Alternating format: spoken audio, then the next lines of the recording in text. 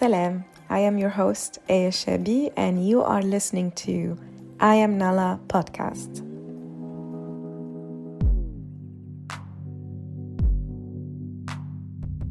Fatma Emam describes herself on Twitter as a Nubian Egyptian, third generation of internally displaced ethnicity, human rights researcher and translator, and her interests are gender, religion, culture, and race. Fatma, وحشتيني, I miss you and I miss Egypt, and we will unpack all of this. But first, we want to listen to a song, an Egyptian song that you have chosen.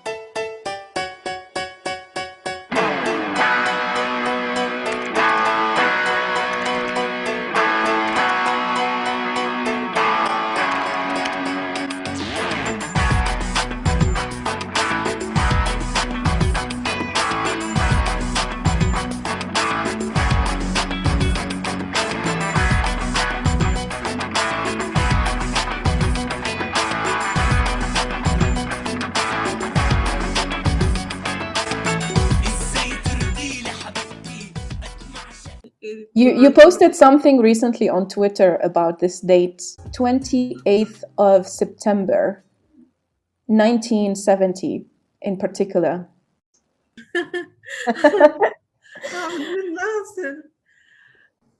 Look, I have a very complicated relation with Abdel Nasser because my dad used to love him so much because he gave him free education and that helped him. And my dad was educated. That's why he became a deputy of Minister of Finance.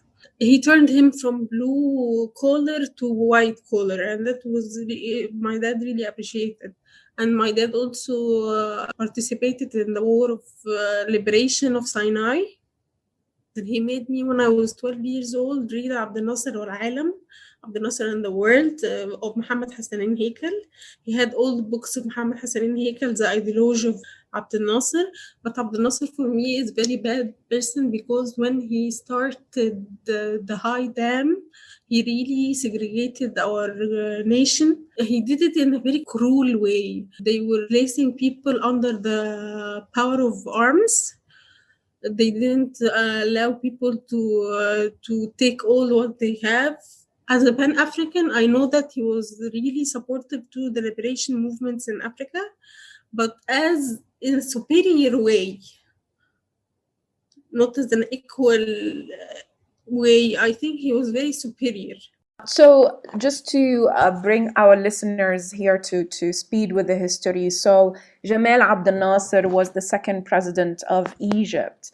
And you have been talking about how your father idealized him because of the education he provided for him and, you know, the position and all of that. But you don't feel the same way because of his stand and his action on the Nubians.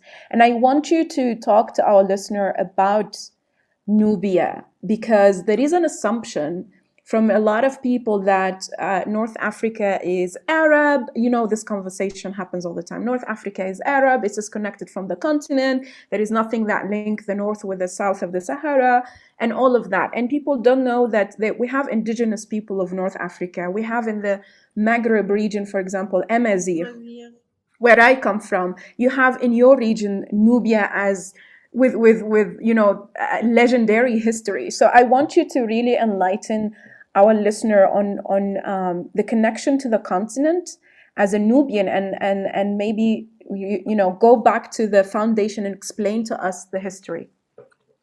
Nubia was a connection of the south and the north together because the ancient Nubian family and kingdom used to rule Africa from South Egypt till Ethiopia. And in the family of 25th of the Egyptian history, it was Nubian. Nubian have been forcibly displaced for 4 times. You just imagine the trauma of this community, which been they before Abdel Nasser, they used to be at their homes and they found the water coming to them. And they take all their things and they go higher on the mountain. There was no help, there was no support. That's why it's called Nubian Mountains. Exactly. and they managed to go to Cairo to work, but they weren't educated. They don't speak Arabic well. And up till now, people, when they want to racially insult you, they will say to you, you're just the doormen, the cookers, the butlers. So that's why when I talk as a Nubian, and I'm upper middle class now, but they start reminding you you were not middle class. You were very underestimated in the Egyptian history. There is a mountain in the village of Ballena. It has almost 5,000 children died after the displacement because of the bad conditions. It was very bad. The house was not completely built. There's no water, there's no electricity. It was very harsh, very harsh. But up till now, I'm suffering. I'm suffering with my language. I can't learn Nubian. It's very hard to find someone to learn, to teach you. And when I found someone, I couldn't grasp it because I don't use it. And of course, it's not official language in Egypt. So we have 4 languages in Egypt: Al-Baja, Bashariya, Al-Amazigh, Nubian language, 3 language plus Arabic. and that's the process of the Arabization of North Africa, right? Because I want to also, listeners from other African countries who think that Arabs colonized the continent, but they don't see it as Arabs from outside of the continent. They see it as North African Arabs, Arabized and colonized the continent. But there is no realization that Arabs colonized North Africa, Arabized it, and Islamized it, and then they went on to other parts of the continent. So I think we should really dig deep into our history and see, where is our common history, where is our common identity lies. I wanna learn more from your personal experience as a Nubian, and also you are bordering with Sudan, and what is your relationship also? Nubians are very interconnected with Sudan because Nubia was divided in 1898 by the colonizer, by the British colonization. And that time was the first time for division of Nubia to 2 parts. We used to be connected with one community. That's why when I choose songs that really represent me, I choose Sudanese songs. Because as a Nubian, it represents me. People can have layers of identity. So let's listen to the song. Since you've chosen a Sudanese song, you've chosen 2, so let's listen to the first one.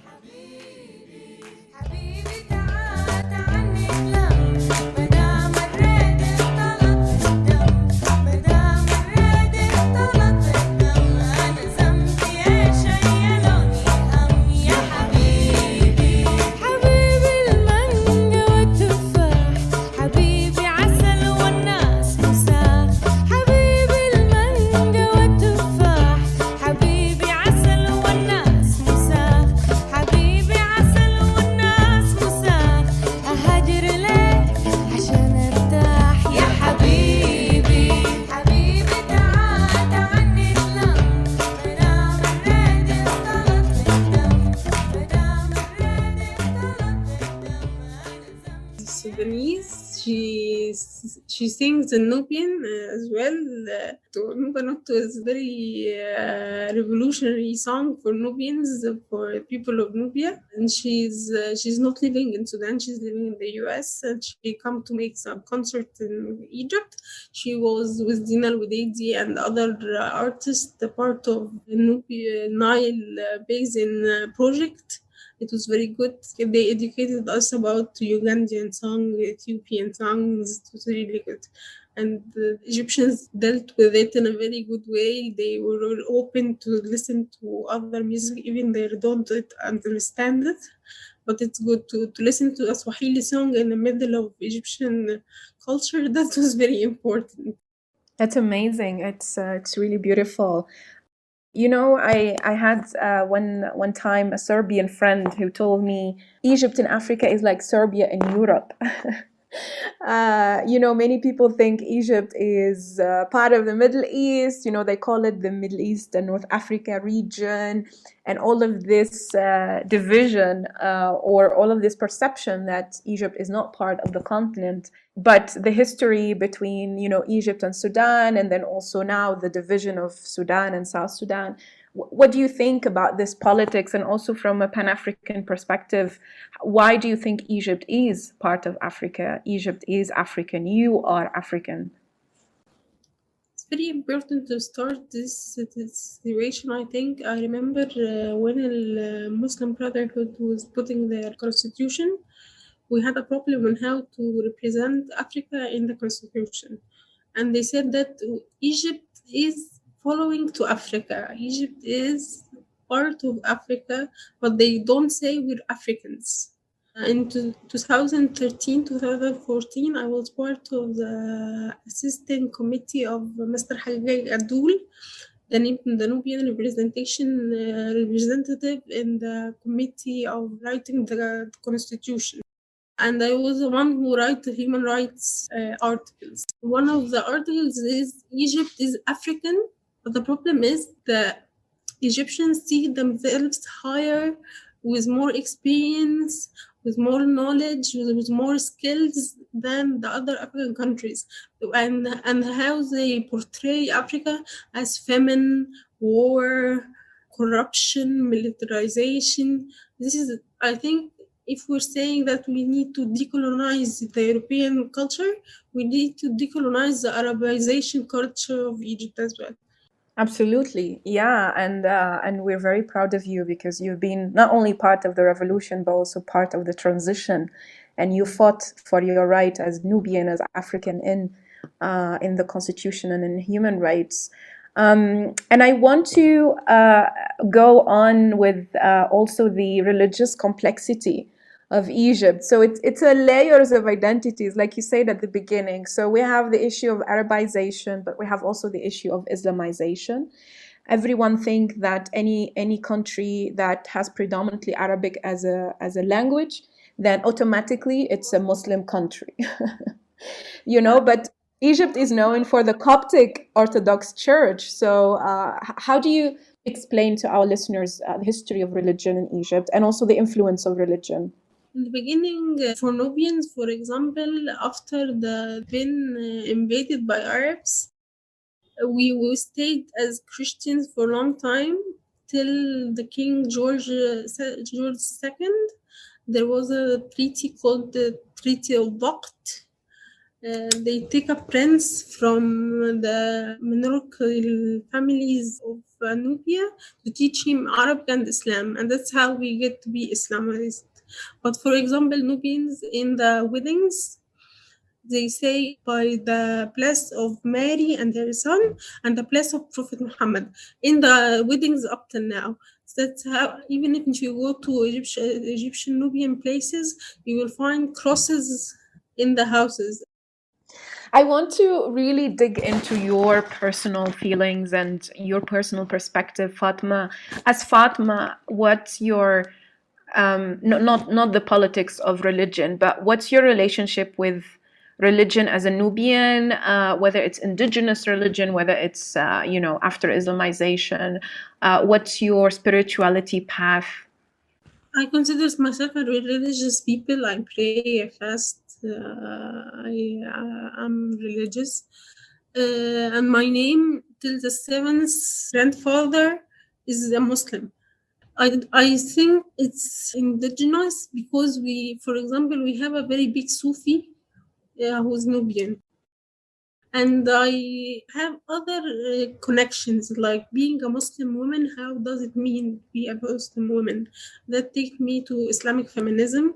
I wrote my thesis multi-university about Islamic feminism in Egypt, how it is rereading of the text. And I'm active in Musawa, the campaign of reforming the Muslim family law. And I'm active in women living under Muslim laws. It's a solidarity network dealing with women in an Islamic context.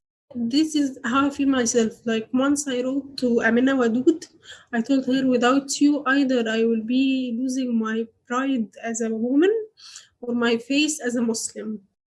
But the books are very important, and I'm very proud that I have personal relation to the lady Imam Amina Madood and many other figures of Islamic feminism in the world.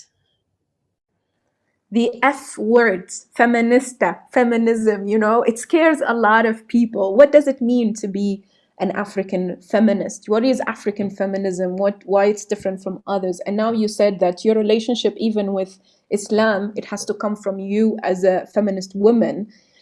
Can you talk more about that? Being an African feminist means that you believe in power of women facing all the disputes and problems like militarization, westernization, the bad economic and social problems. I believe that I'm African woman because I've been born of Africa, and I cherish my traditions, and I cherish my being and existence as a woman. And I believe that women really need and keen to have better life without violence. Which is female genital mutilation, which is still an issue in Egypt, big issue. It's a big issue. Every now and then we find a girl that die in the operation. Even me myself in 1994, I was 12, and I was very a bookworm. So I read the newspapers. It was the Cairo Summit for Population by the UN. It was a very big conference, and they started talking about FGM. By that time, CNN featured an operation of girl online on air. Al-Imam of Al-Azhar saying that if FGM is part of Islam. My mother wanted to make this operation to me, but my dad, he studied in the Islamic Studies Institute. He said that Prophet didn't mutilate his daughters. He saved us.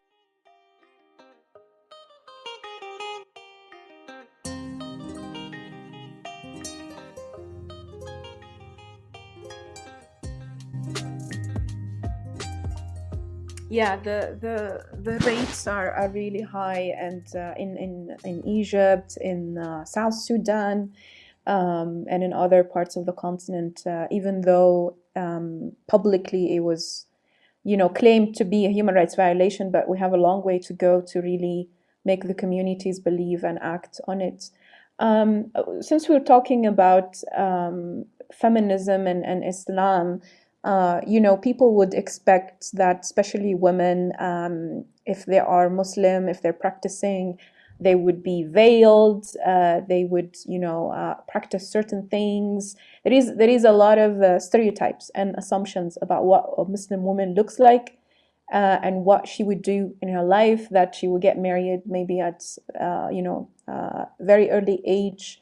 No, they wouldn't think of Fatma Emam, who is a very independent, successful woman who has been very vocal, who has been at the forefront of a revolution. That's not, in the word view of what a Muslim woman looks like and acts like. That's not the image. So, what is your personal experience? What does it mean for you to be a Muslim woman and a feminist? I think my experience is similar to many women experience in Egypt. Like a lot of Muslim women in Egypt took off the veil. It was now in my family we have 6 or 7 girls who took off the veil, and this is a big number in a traditional family. And also the idea of being married, I was refusing the traditional marriage or the arranged marriage. That's why I didn't get any suitors. Unlike my sister she met suitors, but she didn't find someone to be suitable to her. Now I'm unveiled, and everybody knows that, and they accept it because it's a fact, and no one will change it but me if I wanted to change it. For example, my idol Amina Madood, she put photos with her hair and put photos with hijab. So hijab is not that precious as they put it. This is me, and who want to accept me, and who doesn't want to accept me, it's your own problem. You mentioned Fatma Mernissi, who is a Moroccan feminist, right? She's one of your inspiration. Yes, I Yeah. love Marisa. I read many of her books.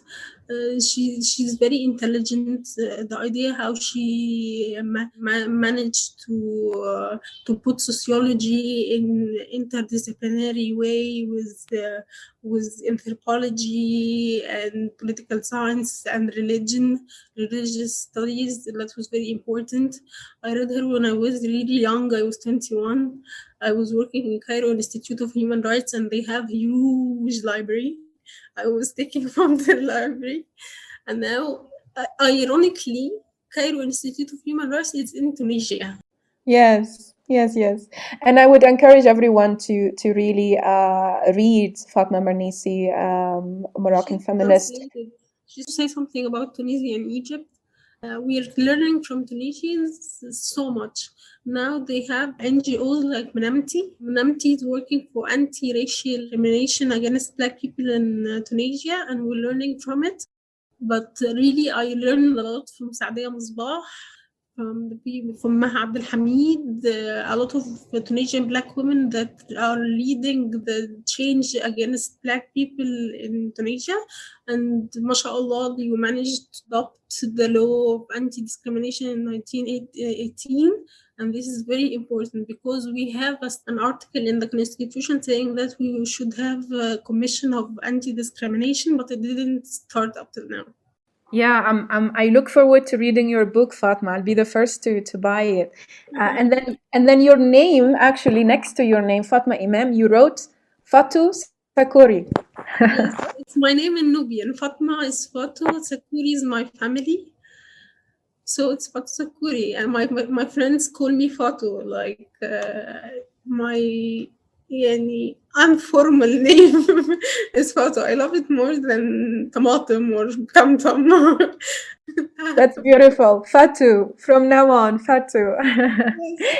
Yes. Yes. I wanted maybe for us to listen to the last song before we come back.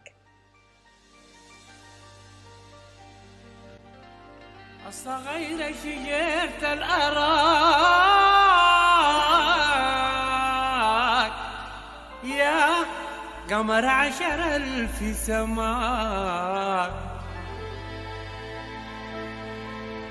شاغل روحي وقلبي معاك وين لقيتك نامنا بك القمر بوبا عليك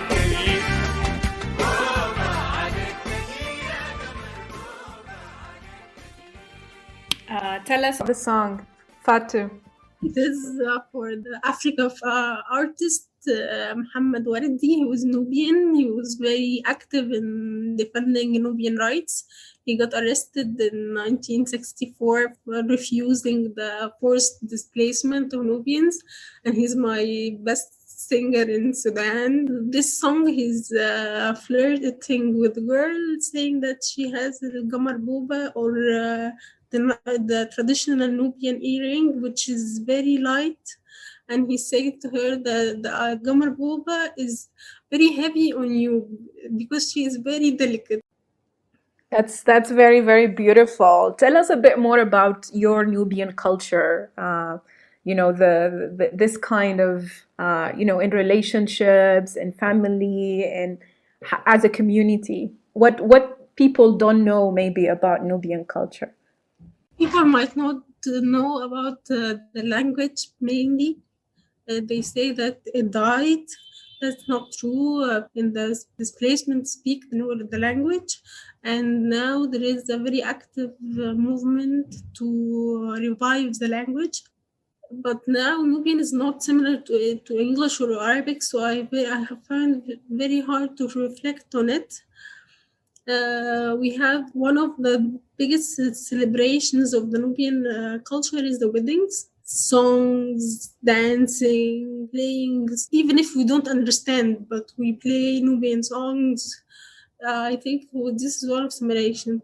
Also, it's very important to say that in 2011, I was part of the Nubian Youth Federation for Democracy. We were working after the revolution on racism, earning back our land, on the right to return, how to celebrate the culture. It was very important because we celebrate the dates of the displacement and we make talks about it. The current issue now is the government is giving people compensations, but they are not talking about the right to return. They didn't start it. Yeah, and that's what you're fighting for. When people follow you on social media, they would see a lot of statements by you on the right to return and your advocacy about you as a person and your resilience, because you've been through a lot. It's not only fighting for your own rights as a woman, with your all dimensions, whether it's religious, intellectual, the way you want to be perceived by the world, but you also have been fighting for a cause which is your people's rights. It comes with a lot of struggles. So how could you, all these years, to remain resilient, remain empowered, wake up in the morning and continue the fight, despite all the disappointments? You fight, and maybe you don't have what you expected until now, but where do you get that power from, Fatu? I get the power from colleagues, the people who work with me. I got the power from our elders, the people who've been displaced and they can't return back again. I still remember my grandmother when she talked about the old land before droning it.